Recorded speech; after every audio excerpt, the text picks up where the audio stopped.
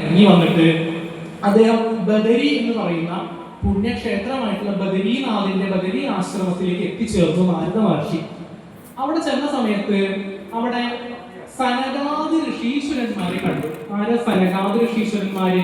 സനകൻ, സനന്ദൻ, സനാതനൻ, സനൽകുമാരൻ തുടങ്ങിയിട്ടുള്ള ബ്രഹ്മാവിന്റെ മാനസപുത്രന്മാരായിട്ടുള്ള സങ്കല്പ സൃഷ്ടികളായിട്ടുള്ള 4 കുമാരന്മാരെ കണ്ടു. ഭഗവാന്റെ അംശാവതാരങ്ങളാണ്.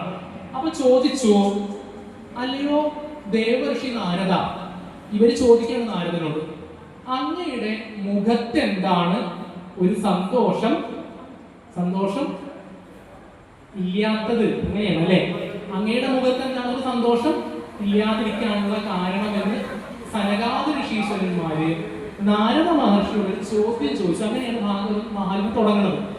അപ്പൊ ചോദിക്കുകയാണ്, അങ്ങ് കയ്യില് കുറെ പൈസ ഉണ്ടായിട്ട് അത് എവിടെയോ നഷ്ടപ്പെട്ട ഒരുവനെ പോലെ അങ്ങേ കാണുമ്പോൾ ഞങ്ങൾക്ക് തോന്നുന്നുവല്ലോ.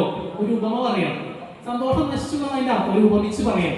അങ്ങനെ തോന്നുന്നുവല്ലോ, അങ്ങനെ ടെൻഷൻ ഉണ്ടല്ലോ അങ്ങയുടെ, അങ്ങ് എപ്പോഴും ഹാപ്പി ആണല്ലോ, പക്ഷെ ഇപ്പൊ അങ്ങ് എന്താണ് ഒരു ടെൻഷനും സങ്കടവും ഉണ്ടാവാനുള്ള കാരണം എന്നൊരു ചോദ്യം